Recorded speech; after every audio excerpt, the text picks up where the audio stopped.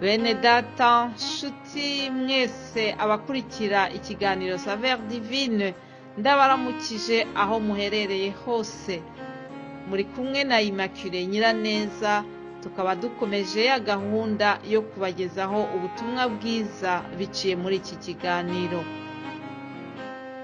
Muzi neza yuko muri iki cyumweru niba mwarakurikiye kuva ejo twaba dufite umutwe uvuga ngo ingororano z'abizera. Hari ingororano zibikiwe twebwe abizeye, hari ingororano ziri mu ijuru zidutegereje. Aleluya. Reka rero turebe amagambo tubona muri Timoteyo wa kabiri igice cya 4, turahera ku murongo wa 7 turasoma imirongo 2 gusa. N'amagambo Paulo yabwiraga Timoteyo, aramubwira ati: narwanye intambara nziza, narangije urugendo, narinzi ibyo gukiranuka, narinzi ibyo kwizera, ibisigaye mbikiwe ikamba ryo gukiranuka, iry'umwami wacu umucamanza utabera azampa kuri urya munsi, nyamara si njye njyenyine, ahubwo nabakunze kuzaboneka kwe bose. Aleluya. Mbere yuko twinjira muri ijambo cyane, reka mbasomere n'irindi jambo riri mu mubwiriza igice cya 7 umurongo wa 8 wonyine. Handitse ngo iherezo ry'ikintu riruta intangiriro yacyo. Amen. Hari imvugo ivuga ngo ni byiza gutangira ikintu ufite n'amaherezo yacyo mu mutwe wawe cyangwa se mu bitekerezo byawe.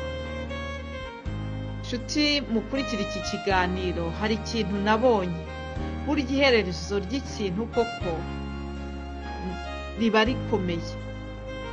Iherezo ry'ikintu niryo rigaragaza niba ibyabaye mbere byari bifite agaciro. Ikindi burya kwitwa intwari ukiriho ni ikintu cyiza. Twese turifuza kuba twakwitwa intwari,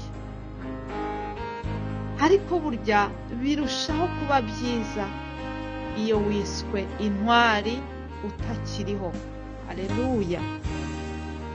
Uyu munsi bashobora kugushyira kuri liste y'intwari, ariko bwacya ugakora amahano atuma uhinduka bya bintu bibi wakoze, bigatuma n'ibyiza wakoze byose bisibwa, ntubikitwa intwari. Imana idufashe.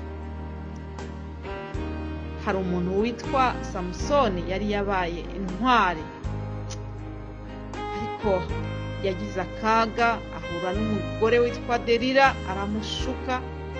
Noneho bwa butwari Samusoni yari yagize urangira nabi. Iyo nkuru muzayisoma mu gitabo cy'abacamanza igice cya 16. Iki kiganiro kiba ari kigufi, tuzajya twihuta, ariko imirongo mbabwiye nabasaba yuko mwagerageza kuyisubiramo, izo nkuru mukazisubiramo, byabafasha. Nuko rero Salomo yari afite ubwenge yahawe n'Imana, abyitegereje asanga iherezo ry'ikintu riruta itangiriro ryacyo. Kubera iki mbabwiye amagambo ya Salomo?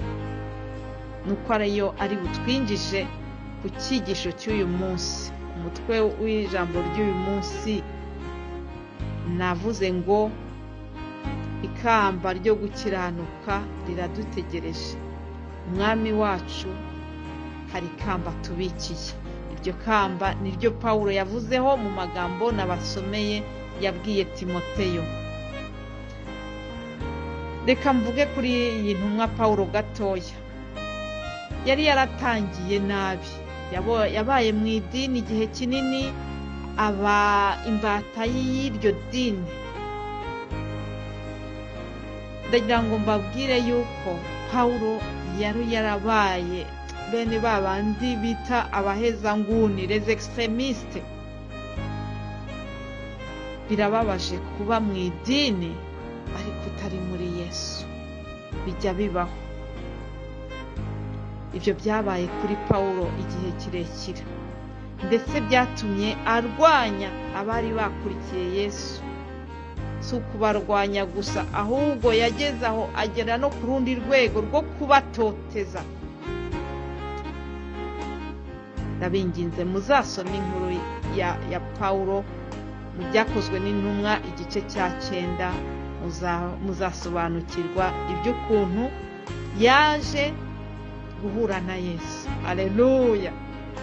Yaje guhura na Yesu ngo ari mu rugendo ajya i Damasiko, Yesu aramubonekera, aramwihishurira.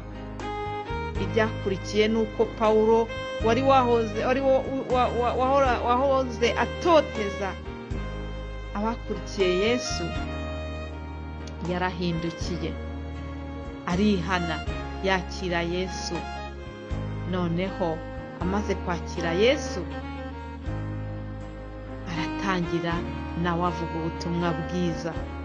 Ni ukuvuga ngo Pawulo yari yatangiye nabi, ariko amagambo twabonye yabwiye Timoteyo ndetse n'inkuru ze zose tubwirwa muri Bibiliya zitwereka yuko Pawulo yarangije neza. Haleluya! Hari ibishobora kuguca intege muri uru rugendo turimo rujya mu ijuru, ariko nshuti yanjye unyumva muri aka kanya, ndakubwiye ngo wicogora, kuko nirurangira tubikiwe ikamba ryo gukiranuka. Haleluya! Imiraba, imiyaga ni ibintu bituruka ku badukikije, abo tubana nabo. Ubuzima turimo hari imiraba n'iyo miyaga byinshi. Mu rugendo turimo rujya mu ijuru hashobora kuba ibibazo by'amoko yose, ariko ndakwinginze kugira ngo ushikame, ntucogore, kuko tubikiwe ikamba. Haleluya! Birashoboka yuko uri gukorera Imana, ariko ntuhite ubona umusaruro w'umurimo wakoze. Nshuti yanjye, ndagira ngo nkubwire ngo humura, komeza urugendo, kuko nutagwa isari uzabona umusaruro, kandi mu ijuru ubikiwe ikamba ryo gukiranuka. Uribwira uti njyewe ndatanga ariko sinjya mpabwa. Abagalatiya 6:9 handitse ngo twe gucogorera gukora ineza, ngo kuko igihe nigisohora tuzasarura nitutagwa isari. Ikigeretse kuri ibyo tubikiwe ikamba ryo gukiranuka, niko Pawulo yavuze. Haleluya! Ndagira ngo nongere ngutera imbaraga zo gukomeza muri uru rugendo.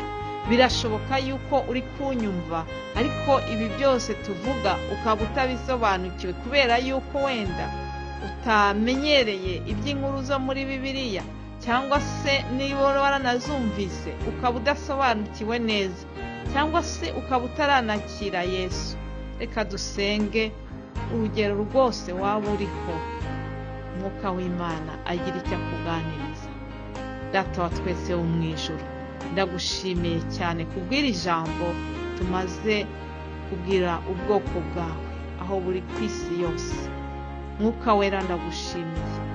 Ndinginga Mana kugira ngo haramutse hari umuntu wumvise iri jambo atarakumenya, atarasobanukirwa, Mwuka wera, ndakwinginze kugira ngo umugenderere, umwihishurire, ugira icyo umwigisha kiruta ibyo ngewe naba maze kwigisha muri aka kanya. Ni mu izina rya Yesu mbisabye. Haleluya! Amen.